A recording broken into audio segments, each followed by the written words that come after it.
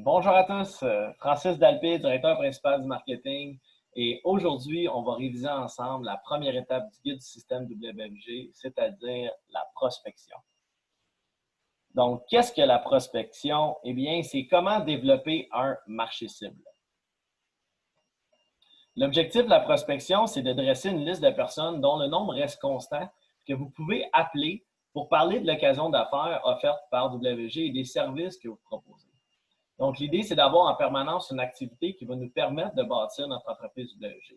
Et cette liste de clients éventuels devrait être la priorité d'un nouvel agent. Donc, c'est quoi les éléments clés pour bâtir cette liste de clients-là? Premièrement, on veut ajouter des noms, puis on ne veut pas en supprimer. Okay? Attendez que les gens vous disent non avant de les enlever. Deuxièmement, c'est important de compléter la liste avec votre dirigeant. Il va pouvoir vous aider dans cette étape cruciale dans votre entreprise. Troisièmement, utilisez l'aide-mémoire. C'est excellent comme outil. Vous allez le voir dans comment faire un démarrage rapide et comment bâtir la liste de top 100 et top 25. Allez voir cette vidéo-là. Ça va vous donner vraiment une bonne idée comment utiliser la mémoire. Et quatrièmement, vous pouvez commencer par l'étape la plus simple qui est consulter la liste de contacts sur votre téléphone cellulaire. Vous allez voir que vous connaissez pas mal plus de gens que vous pensez. Donc, bâtir votre entreprise, ça commence avec le marché chaud. Donc, une entreprise WFG est bâtie sur le système de prospection du marché chaud, c'est-à-dire de rencontrer en premier des personnes avec qui vous entretenez déjà une relation puis auxquelles vous faites naturellement confiance. C'est comme ça que tous les business fonctionnent. On veut parler puis le montrer à des gens qui nous connaissent avant. Donc, en utilisant ton marché naturel pour dresser votre liste de clients éventuels, le marché chaud commence avec ces gens-là. Naturel, c'est quoi? C'est les personnes que vous connaissez déjà, telles que vos amis, vos parents, vos voisins, vos collègues de travail, ceux avec qui vous avez des relations sociales et professionnelles. Donc, lorsque vous créez une liste de contacts du marché naturel, on procède comme si on voulait faire une liste d'invités à un mariage ou une liste d'invitations pour la fête d'anniversaire idéale qu'on aimerait avoir. Et toutes les personnes qu'on aimerait inviter à un tel événement, on les met sur la liste. Donc, vous devriez avoir des noms de trop au lieu d'avoir trop peu. On veut toujours inviter plus de gens que pas assez. Donc, quand on va dresser notre liste de clients éventuels, okay, on veut toujours commencer avec une liste qui va avoir au minimum 100 noms lorsqu'on fait notre liste officielle. Et ce nombre ne devrait jamais cesser d'augmenter avec toutes les références qu'on va avoir et les prochaines personnes qu'on va rencontrer dans notre vie. Et tous ceux qu'on va se rappeler aussi avec le temps. Donc, vous choisissez les personnes qui se qualifient pour votre liste au moyen de 8 critères d'admissibilité. Puis l'objectif immédiat de ça, c'est de prendre les 100 noms, les qualifier, puis d'identifier les 25 premiers clients éventuels avec qui vous et votre dirigeant, vous devriez faire le premier contact. C'est quoi un critère d'admissibilité? Bien, c'est d'identifier c'est quoi les choses qui font que c'est des personnes qu'on pourrait plus aider avec le côté entreprise ou le côté client. Donc, premièrement, ils doivent être âgés de plus de 25 ans. Pourquoi? C'est simple, c'est des gens qui sont plus sérieux dans la vie. Okay? Si on compare quelqu'un de 25, 30 ans, 35 ans, ils pensent déjà à la retraite, ils ont commencé à avoir une famille, pas mal plus que quelqu'un de 18 ans qui habite chez ses parents. Okay? Deuxièmement, c'est est-ce qu'ils sont mariés ou conjoints de fait, en gros, dans une relation sérieuse. Donc, ils ont des dépendants. Si jamais ils décèdent, ils aimeraient ça peut-être protéger cette personne-là. Ils ont des projets ensemble de peut-être acheter une maison, faire des voyages, etc. Donc, ils ont besoin de protection avec cette personne-là. Troisième, c'est qu'ils ont des enfants à charge. Encore là, on vient au niveau des dépendants. S'ils ont des enfants à charge, donc qui sont à la maison, probablement qui ne sont pas encore adultes ou qui sont seulement des jeunes adultes, ils ont besoin d'avoir une structure en place pour que si jamais il y a quelque chose qui arrive, ces enfants-là vont être protégés. Aussi, ils vont probablement avoir besoin des régimes d'épargne-études pour s'assurer qu'ils mettent de l'argent avec des subventions gouvernementales pour que les enfants éventuellement graduent sans dette. Propriétaires de maison, très simple, ils ont souvent une assurance hypothécaire. Ça fait propriétaire de condo, propriétaire de bâtisse à revenus. Okay? L'idée derrière ça, c'est que s'ils ont une hypothèque, on peut trouver une meilleure hypothèque ou on peut peut-être remplacer leur assurance hypothécaire. Ce qu'on sait, c'est qu'ils ont une grosse partie de dette. Donc, ils ont besoin également d'avoir une protection là-dessus pour leurs dépendants si jamais il y a quelque chose qui arrive. Numéro 5, c'est s'ils ont déjà une entreprise ou ils ont déjà eu de l'expérience en entreprise ou en tant que gérant ou dirigeant ou leader, ils ont des antécédents professionnels solides. Par exemple, moi, j'étais dans l'armée, donc j'ai eu beaucoup de leadership. C'est quelque chose que j'ai des talents et des habiletés que je peux transiger dans WFG et avoir du succès avec ça. Numéro 6, un revenu de ménage d'au moins 40 000 $. Ça ne veut pas dire qu'on ne peut pas aider quelqu'un qui fait moins que ça, mais il y a plus de chances qu'il soit capable de payer les différents produits et d'avoir assez d'argent pour en mettre de côté pour la retraite. Quelqu'un qui fait seulement 15 000 par année fait juste penser à payer ses bills puis rester en vie. Il ne pense pas à mettre 500 de côté pour la retraite dans un REER. Okay? Septième, un mécontent de sa situation actuelle. Ça veut dire qu'il y a une insatisfaction qui s'est placée dans la vie de cette personne-là. Si c'est une insatisfaction au côté client, ça peut être un manque de support de son aviseur, un manque de rendement, que les gens à la banque ne rappellent pas ou qu'il n'y a jamais eu de conseiller financier. Si on parle d'une insatisfaction au niveau emploi, ça peut être un horaire qui va manquer, manque de temps, travail trop, pas payé pour le temps supplémentaire. Moi, je me rappelle quand j'étais dans les forces canadiennes, quand je travaillais 120 heures par semaine au lieu de 40, quand j'étais en déploiement, j'étais payé seulement 200 de plus par semaine pour faire 3 fois plus d'heures.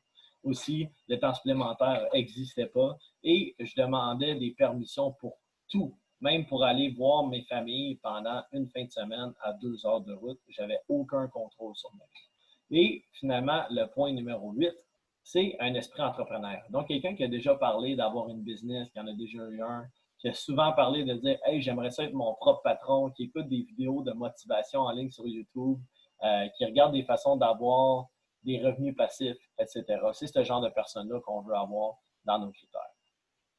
Donc, comment est-ce qu'on trouve ces 25 premières personnes-là? Donc, une fois qu'on a identifié à travers notre top 100, on regarde les 25 personnes qui répondent le plus à tous ces critères d'admissibilité-là, puis on va transférer ces noms-là sur notre feuille de travail pour les 25 premières. Encore une fois, allez voir comment faire un top 100, top 25 pour voir exactement les documents qu'on utilise. Donc, l'idée, c'est d'envisager la meilleure façon d'aborder chaque personne. On veut tout de suite se pré-planifier, faire un petit game plan pour savoir comment est-ce qu'on va leur parler si jamais il y a une hésitation.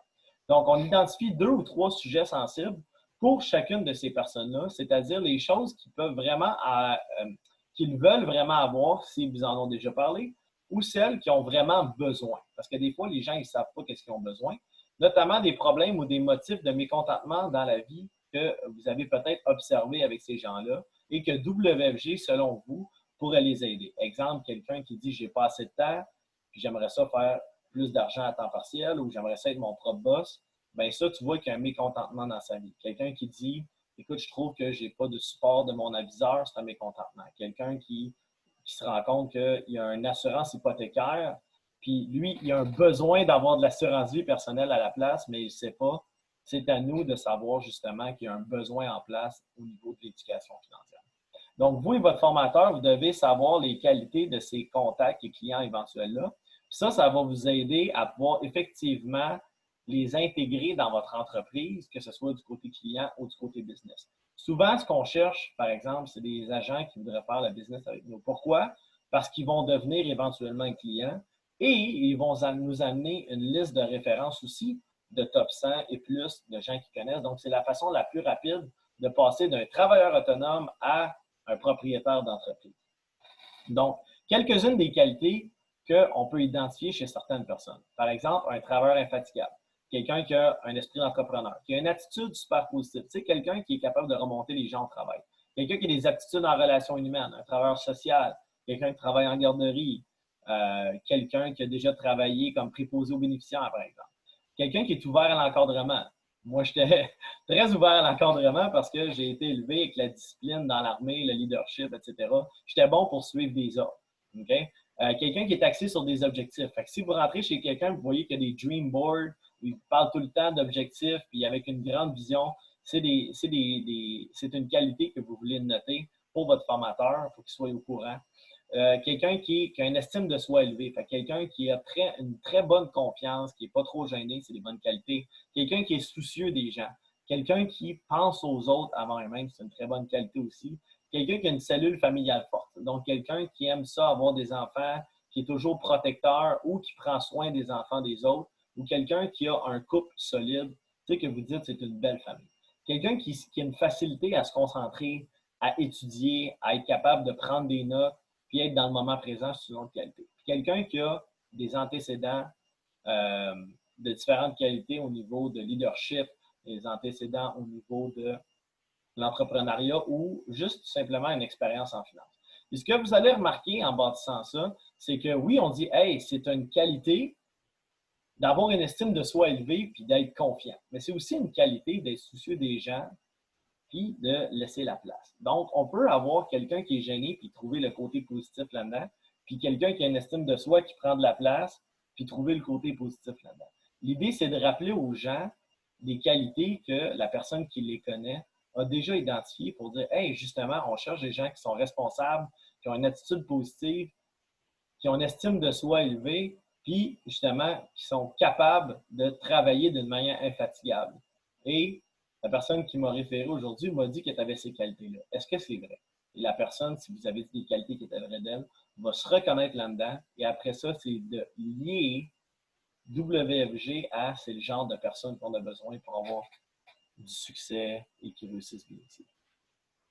Donc, l'expansion de votre marché chaud. Donc, plus que vous travaillez dans votre marché chaud, plus vous allez connaître des taux de réussite généralement élevés.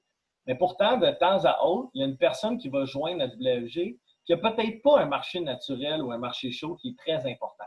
Ou un agent de longue date qui devra créer un nouveau débouché parce qu'il a perdu son momentum. Donc, ces personnes-là doivent par la suite élargir leur marché chaud. Quelqu'un d'autre qui sera dans cette situation-là, c'est peut-être un nouvel arrivant au Canada, quelqu'un qui vient juste de déménager, etc.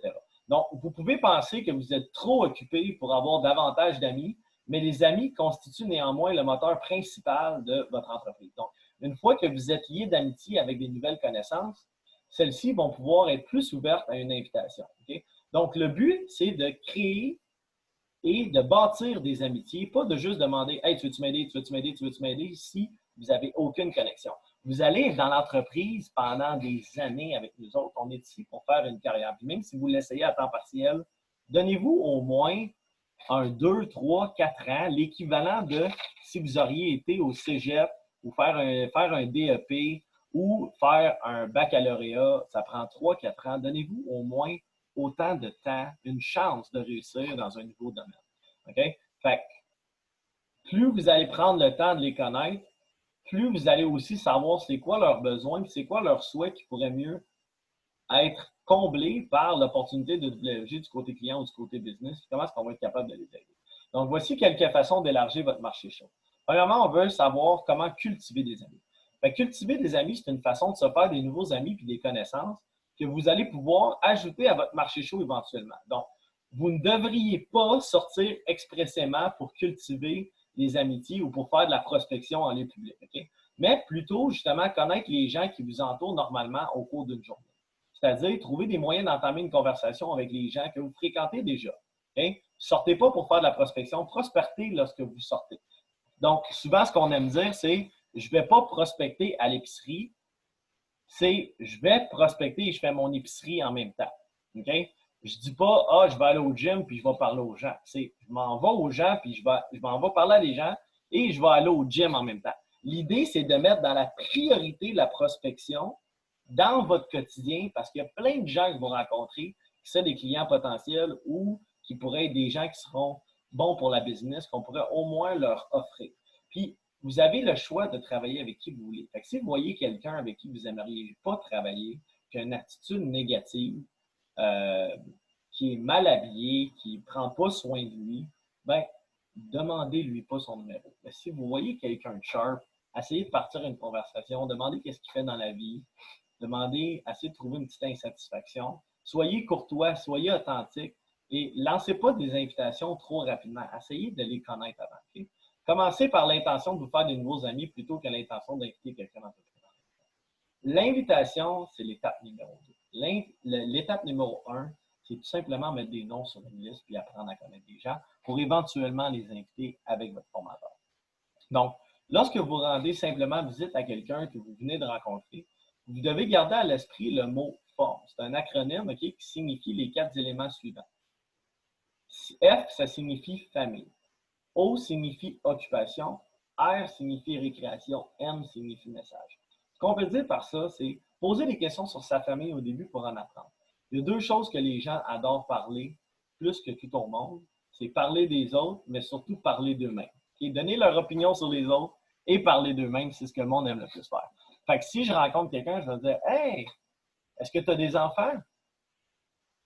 Est-ce que tu as une conjointe? Parle-moi un peu d'eux. Okay? Qu'est-ce qu'ils font tes enfants?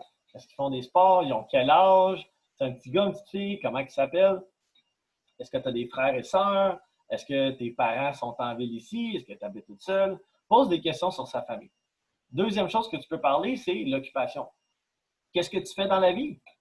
Okay? Ça fait combien de temps que tu fais ça? Qu'est-ce que tu aimes? Qu'est-ce que tu n'aimes pas? Vous allez voir, c'est très similaire aussi aux questions qu'on pose au début d'une rencontre. Le R, c'est pour récréation. Ça veut dire qu'est-ce que tu fais sur ton temps récréatif. Quand tu ne travailles pas, qu'est-ce que tu fais? Est-ce que tu fais des sports? C'est quoi tes hobbies? Est-ce que tu appartiens à des clubs? Est-ce que tu es un lecteur? Est-ce que tu aimes mieux les livres audio? Qu'est-ce que tu écoutes en ce moment? Qu'est-ce qui te passionne? Est-ce que tu regardes les nouvelles? Qu'est-ce que tu écoutes sur Netflix? Okay? Etc. C'est quoi tes films préférés?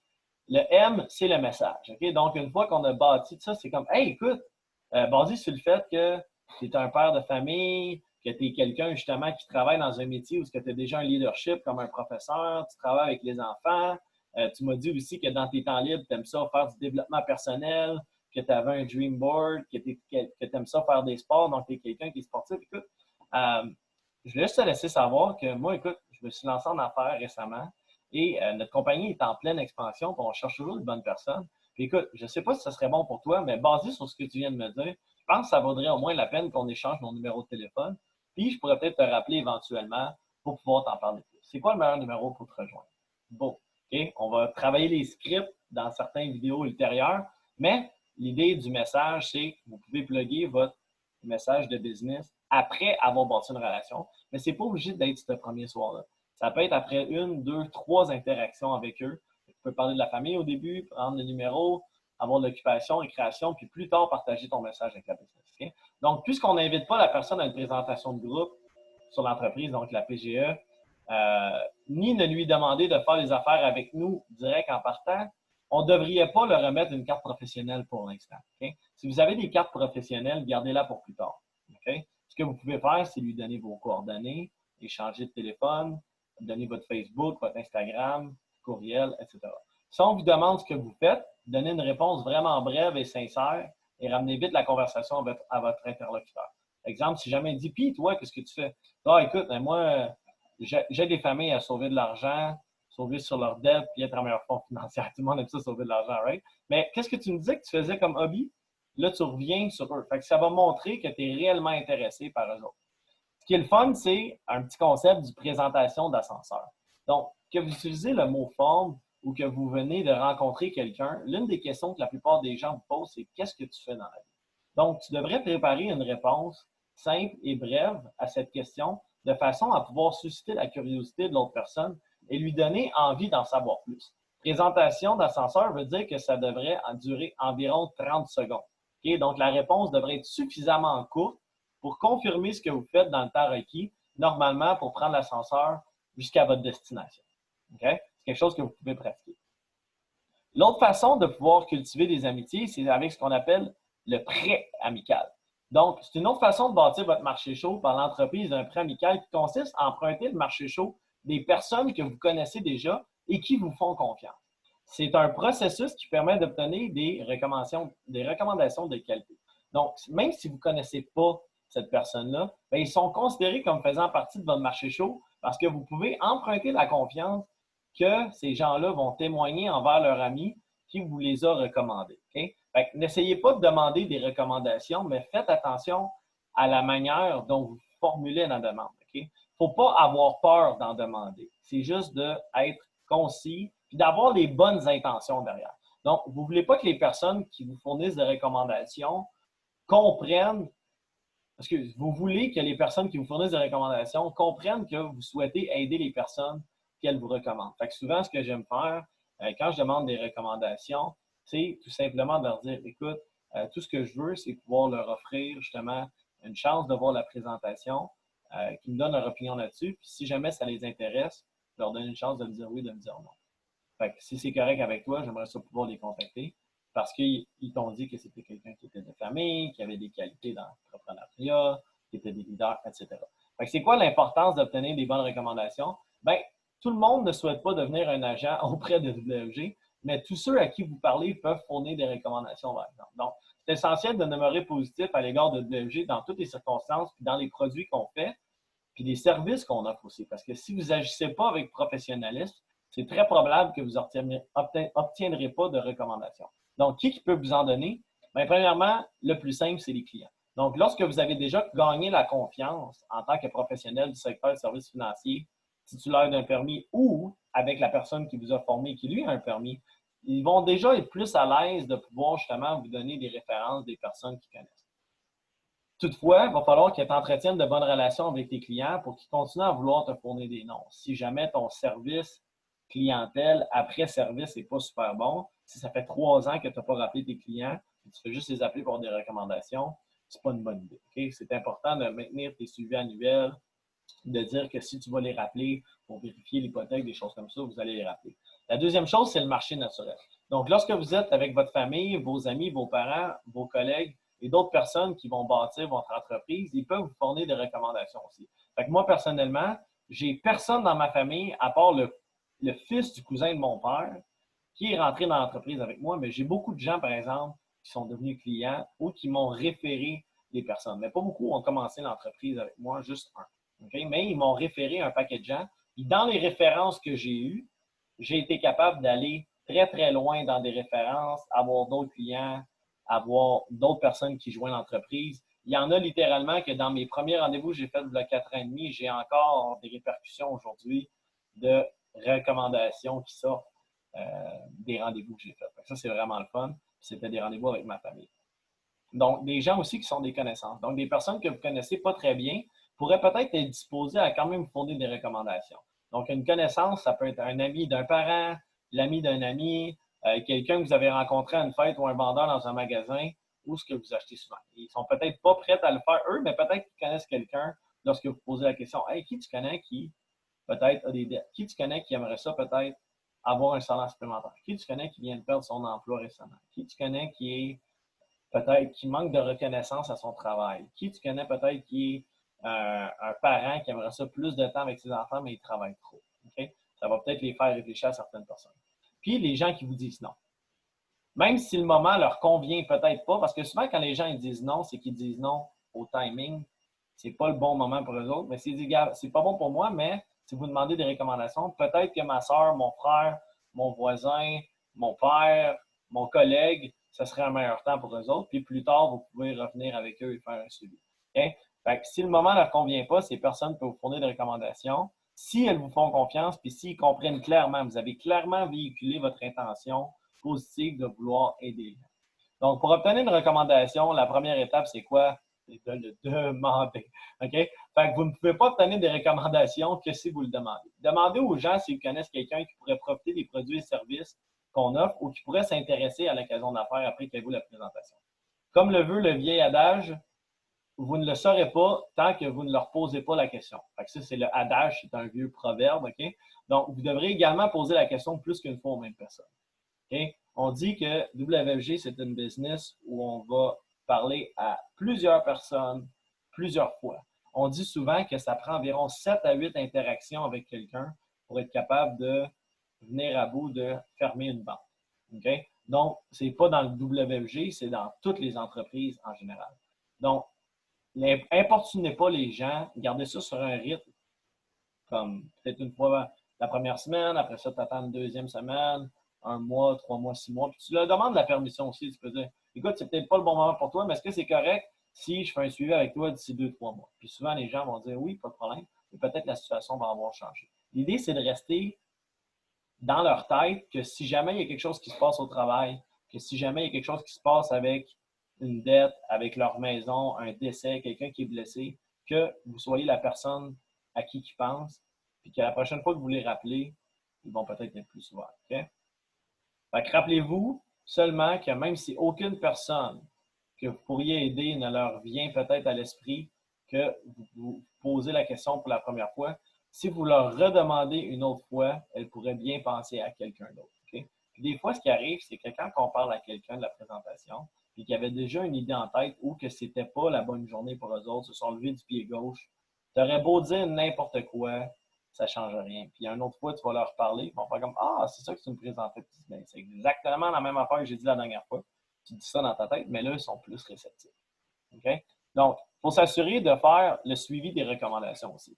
Lorsque quelqu'un vous en a fourni des recommandations, il faut que vous fassiez le suivi de la recommandation le plus tôt possible. Okay? Il n'y a pas de meilleur moment que l'instant présent pour saisir la chance de parler à quelqu'un de ce que WG a offert. Okay? Puis une fois que vous auriez communiqué avec la personne recommandée, ne manquez pas, s'il vous plaît, d'en informer la personne qui vous a fourni la recommandation, même si la discussion n'a pas été fructueuse. Ça veut dire que même si vous avez eu un nom de la recommandation ou qu'elle n'a pas répondu, soyez poli puis informez la personne de dire en passant, ça n'a pas fonctionné ou c'était pas pour elle, mais merci beaucoup de la recommandation. Si jamais tu penses à quelqu'un d'autre, s'il vous plaît, n'hésite pas.